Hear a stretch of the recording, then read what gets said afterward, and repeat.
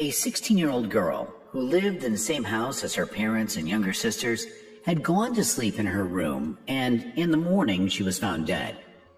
The police immediately realized they were dealing with a murder, but none of her relatives heard anything that night. It took 31 years to finally solve the case, but no one was prepared for this turn of events. Fawn Cox was born March 24, 1973, in Kansas City, Missouri. Her parents soon had 2 more daughters. The family lived in a small 2-story house located in a rough residential neighborhood. From an early age, she helped her parents take care of the younger children, went to church regularly, and enjoyed swimming. When she turned 16, Fawn got a part-time job at a local amusement park. Her family lived quite poor, and the girl sought to earn at least some money in her spare time from school. She spent most of the summer vacations of 1989 at work. Mostly the girl stood behind the cash register and sold tickets to amusement rides.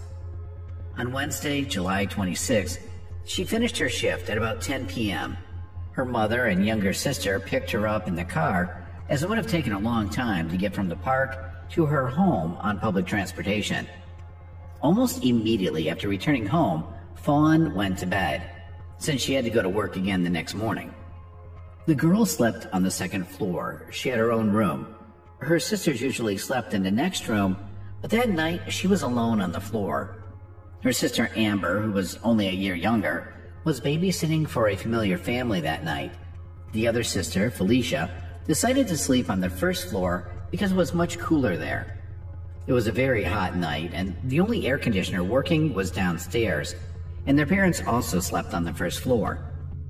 The next morning, at about 9 o'clock, the whole family woke up to the sound of the alarm clock in Fawn's room, but the girl wouldn't turn it off for some reason. Then her younger sister and mother went up to her room, where a horrible sight awaited them. Fawn lay on the bed with no sign of life, her neck visibly bruised. The girl also had no pulse, and her parents immediately called an ambulance, but they were no longer able to help her. It was apparent that Fawn had passed away hours before.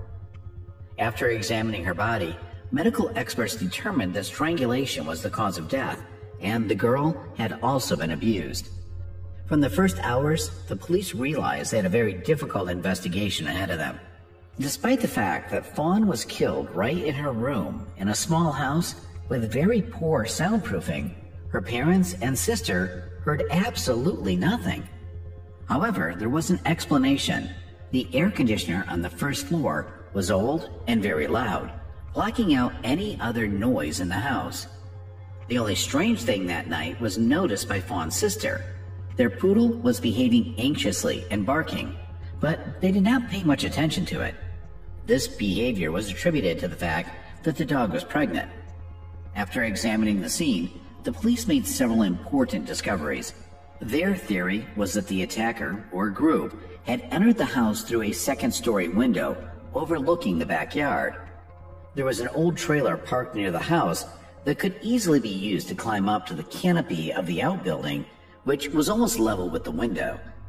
The window itself had been left open because there was no air conditioning on the 2nd floor, and one had to fight the heat somehow. In Fawn's room, the experts found the first important clues: a few short hairs, small blood stains, and traces of semen on the sheet from her bed. All of this was sent to the lab for analysis. In addition, several items were missing from the house, including radios, a Nintendo game console, and a stereo recorder.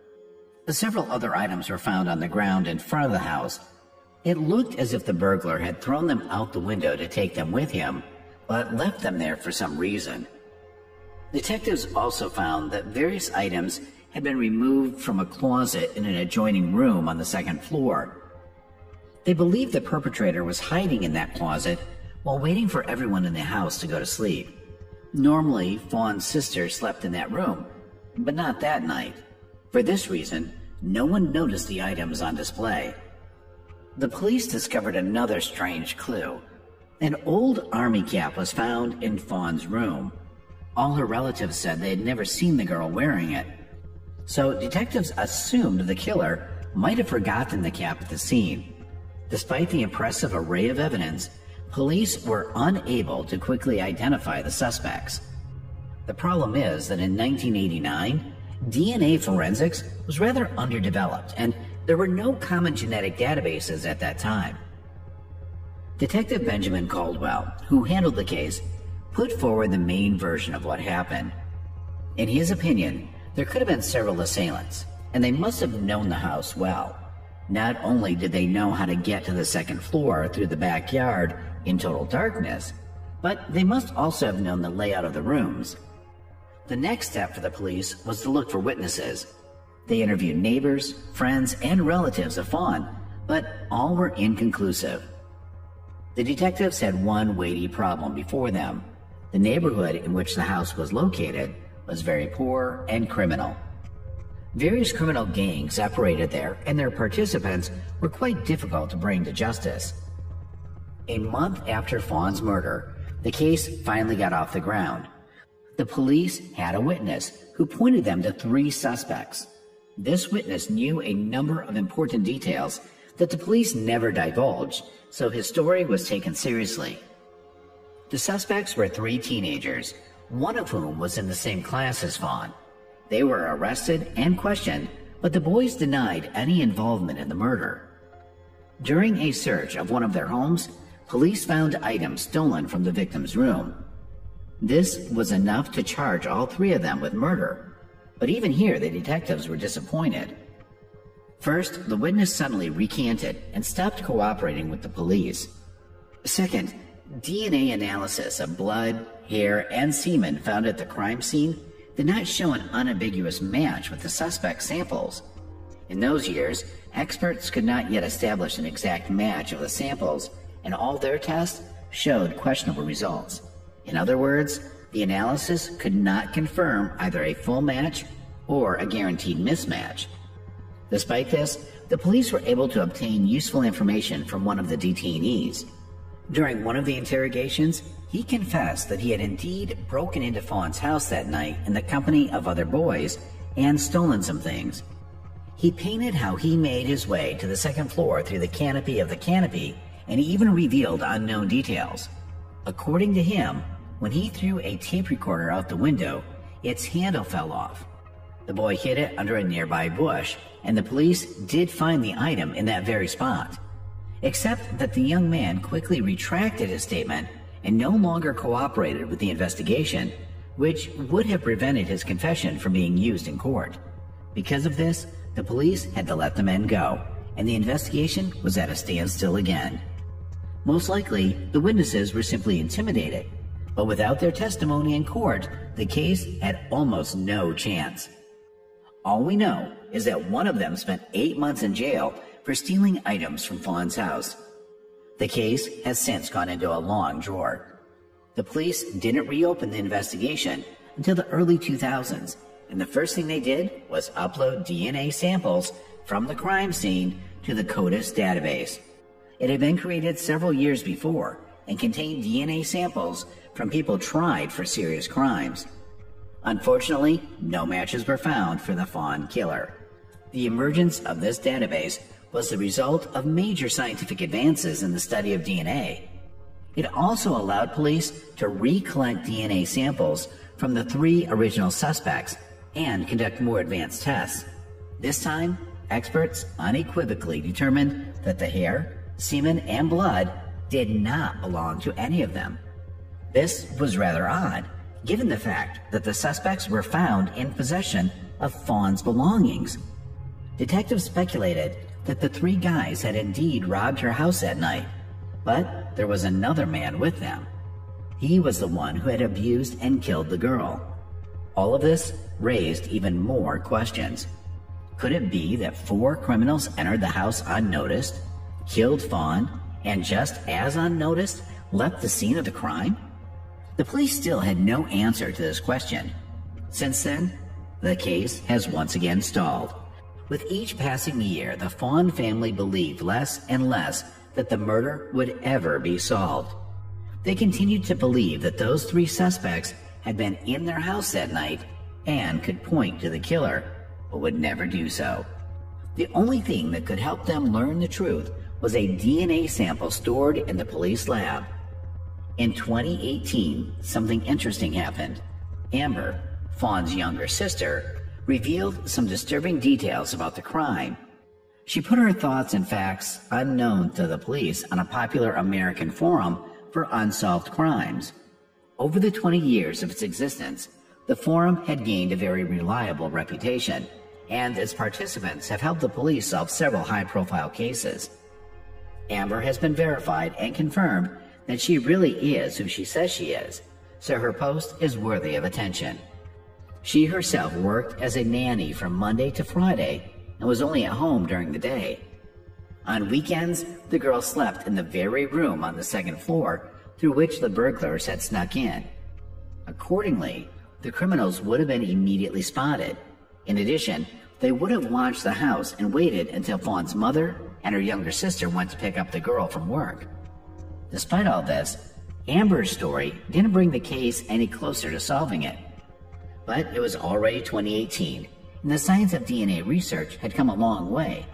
Dozens, if not hundreds, of long-forgotten cases were being solved thanks to new analysis tools. Fawn's relatives saw it all and resented why the police were in no hurry to reopen the murder investigation. They kept talking to detectives about the case, and each time they got the same answer. Extended DNA testing requires money, and the police have dozens of cases. For that reason, the relatives were left to wait for their turn and funding to come in. But they decided to take the initiative and launched a fundraiser in 2019. The family wanted to cover the full cost of the DNA samples and also offered a $10,000 reward for any information that would lead to the perpetrator's capture.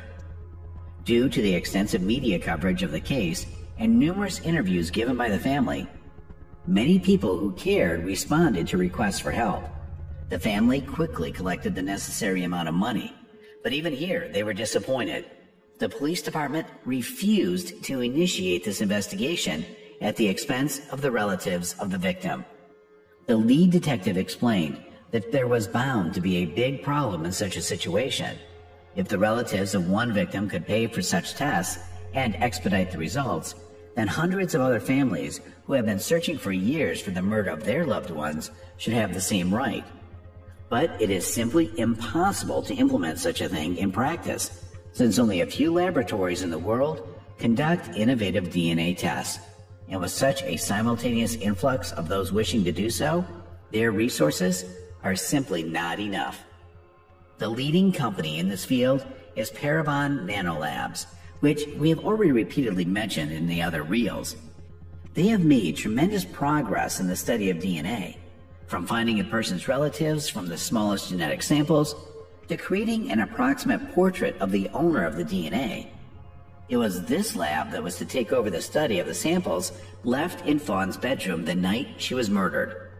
The girl's relatives believed that the police were in no hurry to pursue their case for another reason. They were a poor family from a bad neighborhood, and murder was not a priority for investigators there. In an interview, Sister Fawn said that if it had been a murder of a family of rich or high-ranking people, all the necessary investigations would have been done instantly. Unfortunately, they never managed to expedite the process, and it wasn't until late 2020 that the long-awaited breakthrough happened. But the family wasn't ready for that kind of truth. With funding from the FBI, the police did send samples from Fawn's room to a lab. There, they began a detailed examination of the DNA and a search for possible relative of its possessors. It was the semen sample found at the murder scene that they mostly worked with. In November 2020, they were finally able to find the person to whom that DNA belonged. It turned out to be Fawn's cousin, Donald Cox. Of course, such news shocked the whole family. At the time of Fawn's death, Donald was 21 years old, and no one had even considered his possible involvement. That said, Donald was a pretty troubled man and was constantly behind bars. He was tried for misdemeanors such as theft and possession of illegal substances. Unfortunately, in those years, they did not yet take a DNA sample from such criminals. Otherwise, this case would have been solved much earlier. Donald died of an overdose in 2006, but the police investigated his death because certain circumstances seemed suspicious to them. It was because of that investigation that a sample of his DNA was preserved, but it was not entered into the FBI database because the man in that case was a victim, not a perpetrator. Once the experts informed the police of their discovery, they matched the sample with the semen found at the murder scene and got a 100% match. Despite the gravity of this discovery, the relatives have received an answer to a question that has plagued them for 31 years. But there remained one very important point in the whole story. A great deal of evidence indicated that the 3 original suspects had also been in the Fawn house that night. It was now becoming clear how the perpetrators knew the house and the family's routines so precisely. Donald was a frequent visitor and knew all these nuances. However, the police closed the case and no new charges were filed against the 3 men. Sister Fawn said she saw no point in trying to get a confession out of them, even though the men had been present in the house that night. They may not have even witnessed the murder itself. Donald may well have stayed in the house alone and only then attacked Fawn. Felicia added that the 3 suspects had already paid for their act. Throughout this time, while the case remained unsolved, the entire neighborhood was 100% certain of their guilt. Because of this, they were treated very negatively, with all the consequences that would follow. According to Sister Fawn, their lives were effectively ruined. In addition, after the case was closed, it turned out that the police had originally learned about the suspects from the family of one of them.